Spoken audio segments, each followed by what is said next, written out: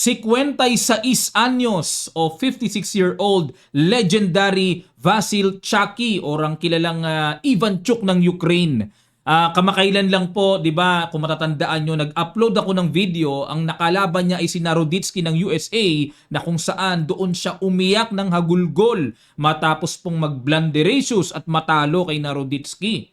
Pero ngayon po, no, nakakabilib, nakaka-inspired, talagang grabe ang passion niya sa chess. Sumasali sa tournament at itong kamakailan lang, katatapos lang po ng Minorca International Open, 9 round Swiss system, sinalihan ng mga youngsters, ng mga grandmasters, long game ang time control. Aba, nagparamdam si Chucky, nagbabalik. 3 games po ang i-analyze natin against young stars, mga GMs. Tingnan natin kung gaano siya sumabay. Samahan niyo po ako. Pero bago natin pag-aralan ang kanyang unang laban against Super Grandmaster Nihal Sari ng India, 20 years old lang yung batang yan, malakas. Sagutan muna natin yung puzzle na iniwan natin na hatid sa atin ng Internet Chess Club. Ayan, congratulations sa mga nakakita ng kasagutang Queen H5 Sacrifice. Medyo mahaba-haba po ito. Capture, check ng pawn, check ng rook, ilag talaga, and magbi-bishop c2 check, obligado aangat yan, susundan ng malakas na check ng tore, pupunta doon, at check ulit ng tore, double check yon, check sa g6, takbo ang king, at dito pa lang, aangat, and matchas. Grabe, no? Long range calculation. Yan po ang hatid sa ating training ng daily puzzles ng Internet Chess Club. Kaya, click nyo lang ang link sa description below sa tuwing sasagot po kayo at mag-sign up na kayo kung di pa kayo nakakapag-sign up. Okay, at ito naman ang puzzle natin for today. It's white to play. Magpo-promote na pala mga kamatsas, oh. Yun nga lang, may bantay na tore. O, ayan, ano kaya dito ang pinakamagandang gagawin ng white para maganda maging resulta dito ng puti. Okay? Sasagutan po natin yan sa ating next upload video. Yan naman ang iiwan natin for today. Okay? Ating pag-aralan ang unang laban ni Chucky against young star ng India. Nag-E4, E6 si Chucky. O, di ba? Talagang depensa pa lang sa E4. Antigo na eh. French defense. Knight C3, Knight F6, Bishop G5, at kumapture sa E4. So ito po yung tinatawag na burn variation ng classical French. Okay, Bishop E7. Simple lang ang mga depensa niya eh. Capture, capture, takes, takes. At nabalitaan ko po, may nabasa ako no, na si Chucky hindi gaanong nagtititingin sa computer.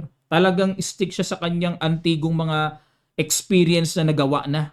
Doon siya nagbabase sa experience. Kaya nakakahanga eh. Knight F3, develop, castling, Queen D3. Ayan, umangat. O, diba? Tingnan nyo yung mga modern approach ngayon, no? O, diba? Usually, Bishop D3 lang yan. Tapos, magka-castling sa king side, diba? O, pero Queen D3, Bishop D7, develop, Queen E3. Kakaiba. Gumanon lang. Parang tempo, Knight C6, castling queen side, at nag-rook D8. Ayan, develop. Ayun, novelty. Kay Chucky nagmula ang novelty. Rook FD8 ang palagi ang ginagawa dito mga kamatsas. At pangalawa yung Knight B4. Pero Rook AD8. Ayan, tingnan natin. Bishop C4. Knight E7. Ayan, para pigilan yung push D5. Pumasok naman ang Knight para palakasin. Nag-Bishop C6. Yan ang mga veteranong tirado. Pinapakain lang sa Knight, oh. Kasi pag kinapture, capture, maaring pawn pa nga pang capture dyan, sabay Knight D5 eh. Veteran, no? Kinapture talaga, okay, Knight ang pinang-capture. So may threat kagad sa D4, nag-C3 depensa, at nag-Knight E7 ulit. Ayun, para walang D5, may Knight F5 mamaya. Rook HE1 lang, okay? Sinecentralize talaga ang development sa mga tore. Maganda yan, mga kamatsas. Nag-C6 para talagang buong-buo yung control sa D5. At nag-Bishop D3. Ayun, tinuro dun sa kabila. Para may pressure. Knight D5, threat sa Reyna. At nag-Queen G3 umilag. Nag-Queen F4 check. Ayun, dinaan sa endgame ang bata. Ayun, no? In endgame. Rook D7. O, sabay patong. O kung sa bagay talaga mahirap sabayan ngayon ng mga kabataan sa tactical motifs, mahirap sabayan kasi highly theoretical player ang mga bata ngayon eh. Computerized na eh. Kaya mas maganda pagka bata ang kalaban, talagang the best yung pa-endgame talaga para pag endgame kasi experience ang usapan diyan eh. Rook E5 at nag King F8, Bishop C4, okay, at nag G6 lang. Ayun, Rook DE1 at nag H5, nag H4. Okay, para pantay lang space, ganun din sa kabila. King E7, King D3, King D6 at nag F3. Ayan, siguro dito walang nag-oopera ng draw, no? Kasi equal naman eh, drawish din eh, kung tutuusin. Napunta sa rook and pawn ending. C4, yun lang. Parang medyo naalangan ako dun sa C4 na yun Kasi weak yung D4 eh. Isolated. King D3 and B6 yung dinipensahan. Rook B5 and tiyaga muna. Rook C6. Ang kaibahan lang po dito sa pawn structure, nahati na sa 3 pawn islands ang puti, samantalang ang black ay may solid 2 pawn islands. Okay, kaya slightly better para sa akin ang black dito. Nag-rook B8, okay, todo-todo depensa muna. Rook E1, King E7, hindi ba pwede to? May ganon. Ipipin no? G4 at kinapture-capture lang, Rook D8. Okay, pressure lang sa D4. Rook E4 at King F6, Rook F4 checking G7. Ito magandang laban, ano? Talagang hanggang dulo, walang tablahan. Nag H5, ayan, para magkabutas-butas naman. Rook D6, pressure, King E3, Rook 8 D7, capture, at nag G5. Ayan, para check. At nag King G7 lang, Rook H4, Rook C7. Okay. Rook H2, ayun mga kamatsas. Pinigilan ni Nihal na makapasok ang tore ni Chucky. Pero Blanderacious ang sinabi dito. Ano kaya yung napakagandang tira na ginawa ni Chucky? Pakiguess nyo po para mahatulan ang Blanderacious na ginawa ni Sarin. Sa ilang sandali lang, tutuloy kagad natin. Start.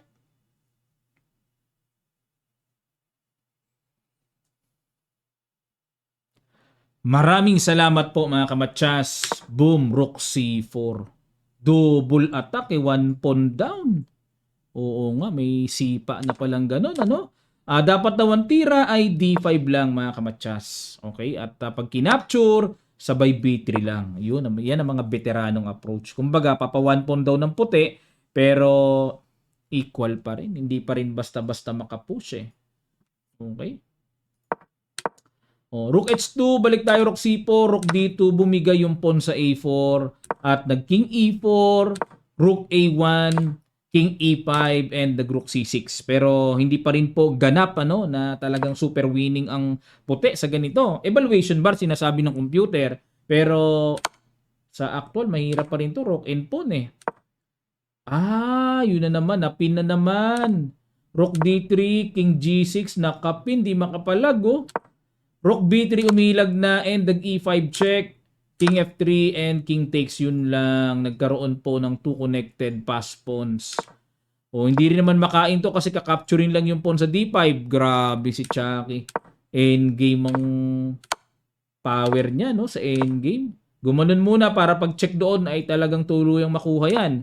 Yun, iniwan na check, gumanon. At nag E4 para magki-King E5, kukunin pa rin yung pawn D5. Nag-Rook C7 para pag nag-King E5, may bawi sa F7. Okay, at nag-Rook E3 muna. B4, A4. Ayun, push lang para another pass pawn. At gumanon. May capture dito. Takes. Ayun, nadaan sa veteran moves. Ito yung sinasabing may asim pa. Okay, pagka ganito talagang winning na yan. Kasi 2 connected pass pawns yan mga kamatsas. Wala na to. Ano na to? Kumbaga alam na to. Alam na this. Okay, nanalo po si Chucky. Galing si Nihal Sarin di ba?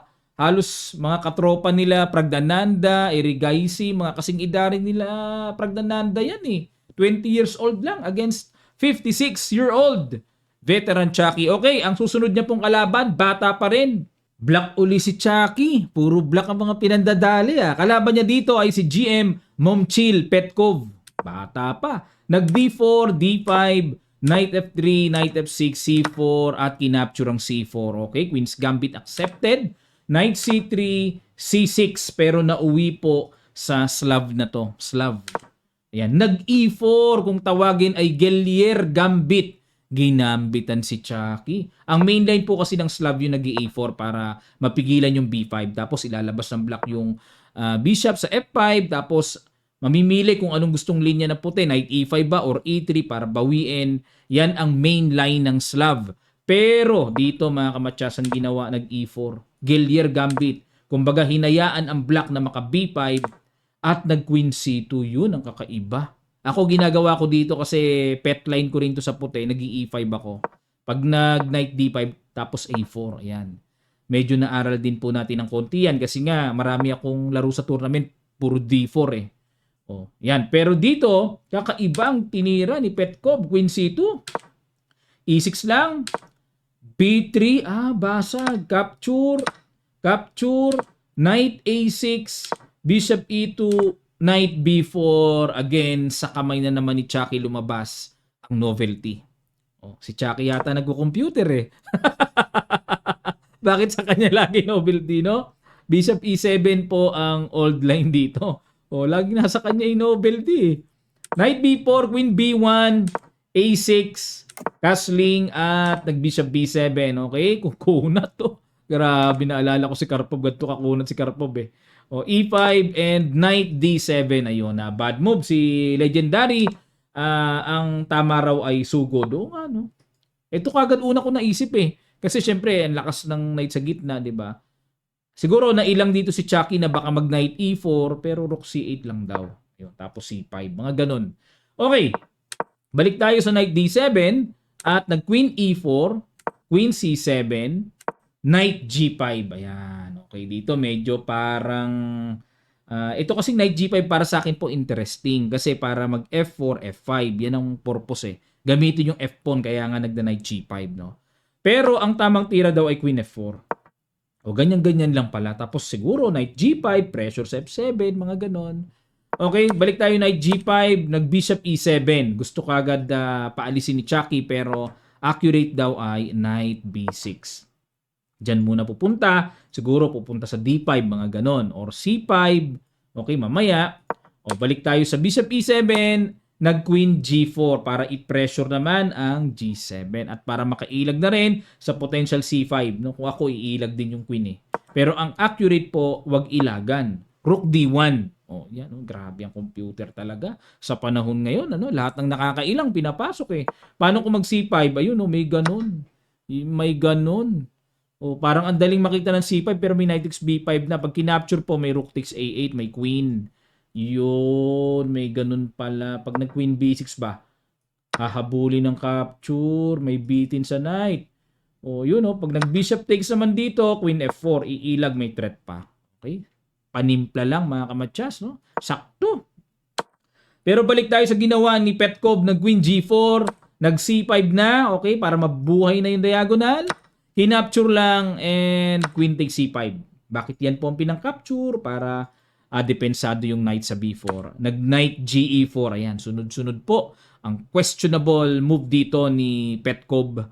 Dapat daw ay Knight C E4. Yan pa lang, isa. Pag kumapture sa E5, saka pa lang magbi-Bishop F4. O para depensado na rin yung tore.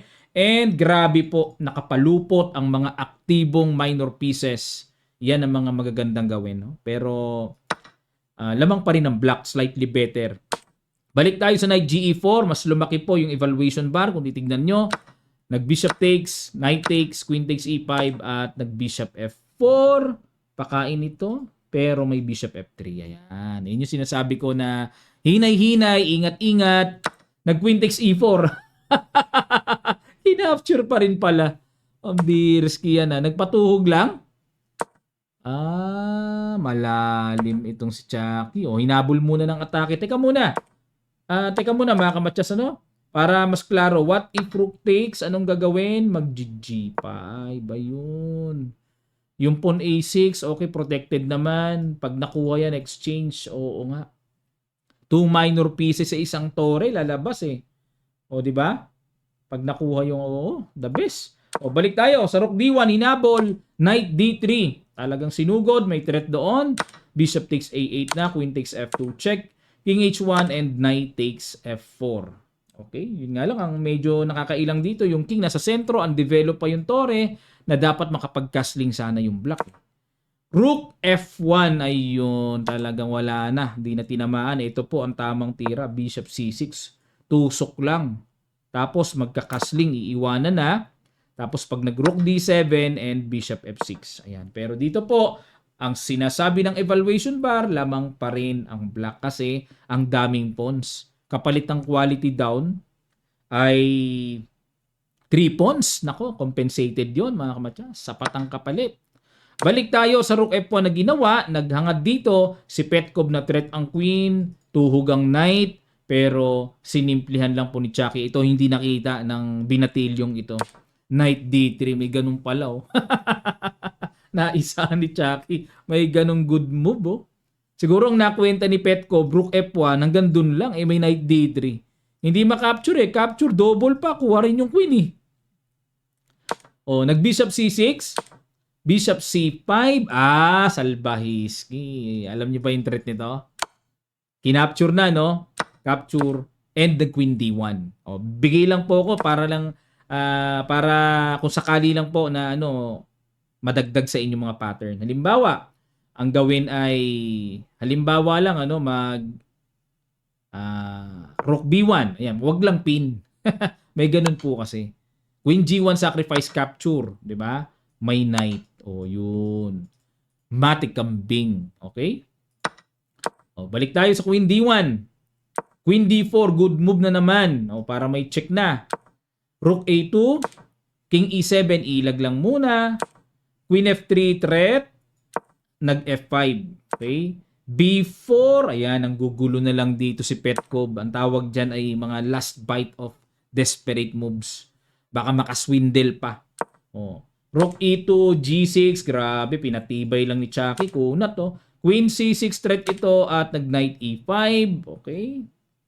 Pag kinapture, pinababalik na nga ni Chucky kung tutuusin yung O, Queen B7. Okay, patong. May threat tagos sa E6. Nag-rook D8 lang. Okay. Pagka sumabay-sabay ng capture, hindi po pwede. Meron pang back rank weakness. May matcha sa ilalim. Nag-queen takes H7 sa kagustuhan ni Petkov na makahabol-habol ng number of pawns. Nag-rook D5, yun lang mga kamatyas. Nag-blunder ratio si Chucky. Oh, iiyak na ba siya? Iiyak na ba siya uli? O, dapat daw Queen F4. Yan ang accurate. Queen F4. Okay, parang nakikita ko dito. Huwag mo nang basta aangat kasi may mga chick sa ilalim no? Nung gumanon, H3, pasingaw muna, no? Pasingaw para pag kumapture dyan mamaya, okay na. Bishop to D8, check, ganoon. Check ulit, ganon, check, ganon. Ayun. So, yung pala purpose ng Bishop D8 para may pang-cover, mas stop and check. At pwede na bang capturein ito? Nag-Queen G8. Ayan. Ano meron pag kinapture to, mga kamatsas? Ito po gagawin. Rook takes E5. Okay? At halimbawa, ang gawin ay Rook takes E5 din. Teka muna. Ay, galing. Grabe, ang galing. Di ko nakita yun. Oo, may ganun na pala. Oo. Ayun, no, may ganun, no. May ganun. O yan, talo yan black, yung white sa endgame, rook and pawn ending. Okay, may ganun Galing. O kaya pala napa-queen G8 lang si Petkov at kinapture na yung pawn. Grabe, ito yung tinatawag na nangingitim ang posisyon. Nangitim bigla. Puro itim na nakikita natin. Ayan, hanap-hanap butas, check, gulo-gulo, rook C5, ingat lang. Check ulit, ilag, rook G1. Ayan, kasi wala na po siyang chance pagka nakipag-exchange, wala nang chance Okay, makukulang na yung panggulo kaya kailangan magtago muna. King B6. O yun, Queen G8, mukhang check na naman sa ilalim. Queen D6 para makover yung mga gulo-gulong check. Doon naman lumipat pero may A5. Sapat po ang tibay ng mga stick together na pyesa ni Chucky. Ayan, at dito po, hindi na nakayanan ni Petkov, hindi na tinuloy, nag-resign na. Kasi talagang ang king ay totally guarded na at mamaya, marcha pa yung mga pass-spawns na yan. Ang dami niya, no?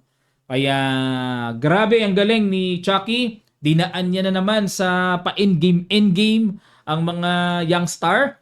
Youngstars. Okay, ang susunod nating pag-aaralan ay ang kanyang last round. Kalaban niya ay si Grandmaster Pranesh ng India. Black na naman siya dito sa batang ito. Pambihira, puro black ang mga pinandali ni Chucky. Partida na, hindi pa puti, ano? Nag-E4 si Pranesh, C5 si Chucky, Knight C3, close Sicilian, nag-E6, Knight F3, A6. Ayan, kung tawagin natin ay Sicilian Can variation. At nag-D4, takes, Queen C7, at nag-Bishop D3, Bishop C5, Knight B3, and nag-Bishop E7. Ayan. Ito ginagawa ko rin sa black to mga kamatsas, pero sa A7 ako nagtatago eh. Okay, nag-Queen G4, ginulo agad ni Pranesh ang G7, Bishop F6 dinipensahan at agad nabigyan ng bad move dito si Chucky. Dapat daw ang tira ay G6 lang. Yun, G6 lang pala, no? At yan din ang line eh. Oh, G6 eh. Pero nag-Bishop F6, bookline pa rin pero hindi po gaano ginagamit yan eh. Bishop F4, ayun! Sa kamay naman ng kalaban ni Chucky na si Pranesh, lumabas ang novelty. Okay, ang old lines ay Bishop E2, may F4, may castling. O, Bishop F4 tayo. Sa new move na at nag-Bishop takes, capture, King F1. Ayun, dapat po ay Bishop dito raw para may tempo, ilag ulit, and saka palang mag-castling. Yan. At least yung knight di makadevelop sa F6 din, ano? O, pero balik tayo sa King F1, Knight C6, Bishop D6. Ito pong si Pranesh, mahilig mang-ipit itong batang ito. Nakalaban ko na dati ito sa Malaysia. Naipit ako mga kamatyas. Natalo ko. Laro namin ay sharp na Sicilian din. O, white din siya noon. Eh, naalala ko eh. Ngayon, binatilyo na eh. Oh, malaki na eh. Mahilig mang-ipit itong si Pranesh. Yung gusto niya, yung pit-pit talaga yung kalaban niya. Di makadevelop. Yan ang style niya. Queen, G5, Queen F6, Queen to Queen, Queen C5. Oh, ayaw naman ni Pranesh na makipag-Queen to Queen. Ayaw niyang i-endgame, no? Baka nakita niya, since last round ito, baka napansin niya yung mga previous games, eh di na-download yung PGN. Naisip niya, ang lakas sa endgame nito, mamaw to. Kaya ayaw niya ng Queen to Queen. Pero dapat daw ay H4. Kung ayaw mo ng Queen to Queen, H4 ang best move. Ayun, sabi ng Stockfish na malakas na computer engine. Nag-Queen C5 si Pranesh at nag-E5. Okay? Knight D2, B6. Okay, di pwedeng kainin, bitin ito. Queen A3 at nag-Rook H6, atake ulit. Knight C4 para dipensado pero bini5. Knight B6 at dito mga kamatsas, nag-exhibition na naman ang veteran. Kinapture lang ang bishop. In-invite lang na, sige, quality up ka na, toy. Takes, and nag-Knight B4. Ayun. So, para atakihin yung bishop sa D3 at yung knight ay manatiling nakakulong pa. Knight C7 check. Sa kagustuhan ni Pranesh, maitakas kagad na pa-check siya. Pero dapat daw po ay A4 ang good move para basag. And ganun din naman, magkakaroon din ng rescue yung knight na nakulong sa kuweba. O, nasa kuweba eh. Balik tayo sa Knight C7, King D8, Knight D5, takes, and Bishop B7. Pinili ni Chucky capturein yung kasi ibang bishop eh. Malakas yun eh. O, Bishop B7, tiniret. A4, ayun, napansin din ni Pranesh na kailangan niyang bumasag talaga. Takes, ayun, nag-B4. Siyempre si Chucky hanggat maaari ay mapanatili niyang solido ang constructure. Nag-D4, sacrifice. Bakit di pwedeng capturein? Ano meron? Magkiking E2. Ganyan kahusay itong batang to. No? Alam na alam mo, magkiking D3. Oh. Pero hindi niya maisahan si Chucky. Nag-E4 lang. King E2, Knight E7, Rook C1. Ayun lang na bad move. Dapat daw ay F3 mga kamatsas. O, Rook C1, Knight takes. Naku, kahit kabayo lang yan. Pagka ganyan namang kaaktibo ang kabayo, napakalakas. Ayun, hinamon na. Tinanggap ng bata. Yun lang. Dapat daw ay rook F1 lang. Dito babasag. Tinanggap. Ayan. Knight versus rook. Kaso, usapan dito, sino mas veterano? Nakakatuwa mga laban ni Chucky, ano? Bad move siya, dapat daw ay, G5 naman ang tira. Rook E1. Dapat daw tira ay H3 lang. Okay? Rook E1, Knight D5, King B3. Yan. Naalala ko yung sinabi no sa mga laruan sa Luneta noon, kung di ako nagkakamali. May nanonood, sabi niya, yan ang hinete. Hinete raw yung nagmamaneho sa karera ng kabayo. Yan ang hinete. Kasi kabayo lang grabe kalikot at magaling magdala. Yan pakaba-kabayo lang, nag-H3 para makapasok. Pero Chumek, King B3, kinapture lang.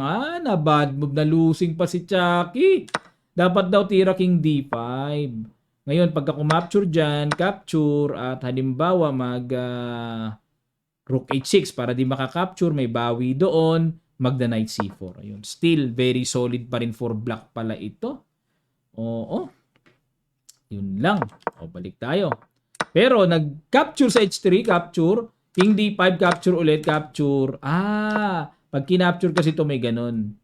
Sabay C4, sabay. Yan ang na-imagine ni Chucky na playable for winning or winning for black. Gumanon. Ayun. Basta importante maihatid muna yung pawn sa C4. Yun importante. Ayun, na bad move si Pranesh. Dapat daw King B2. Tabla pala yan. Equal. Pag C3, halimbawa, hindi, winning pa pala puti.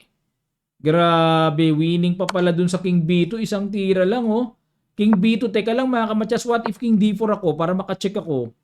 Magro-rook F8. Bitin ba? Knight D3 check, King B1. Bitin. Pag nag-C3, may rook B8 na. On time ang puti to hold the B3 coming. Tapos ito pa yung paparating na winning pass po ng puti. Okay? Balik tayo.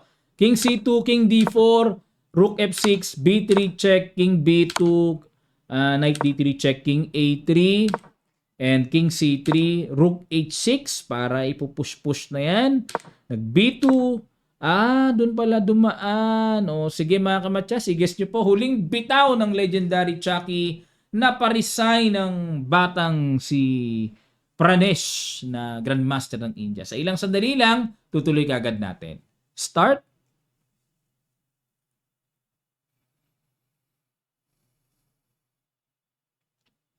Maraming salamat po mga kamatya. Simple lang ang ginawa ni Chucky. Knight C1, unstoppable na ang Queen promotion. Nag-resign na dito si Pranesh. Ayan, samantalang ako binugbog ako ni Pranesh nung sa Malaysia noon. Bago mag-pandemic yon. Sa Vietnam pala kami naglaban. sa HD Bank. Ayun, sayang nami-miss ko na yung tournament sa Vietnam na HD Bank nung after pandemic na medyo nalugi daw kaya parang na-stop Okay.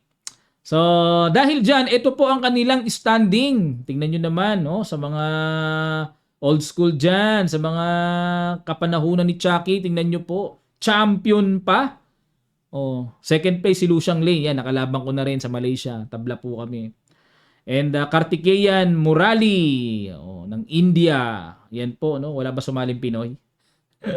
Puro Indian, marami. Out of 325 players na sumali dito, mga kamatyas. Si Meow Meow nandito rin. Andito pala si Meow Meow. Pambihirski yan, Yan ang papasadaan natin siguro sa mga susunod. Yung laro ni Meow Meow. Yan, nakita ko yung mga kalaro niya, Hindi ko nakita, Andito pala si Meow Meow, pambihira. Ang score niya ay not bad. 6 points out of 9 rounds.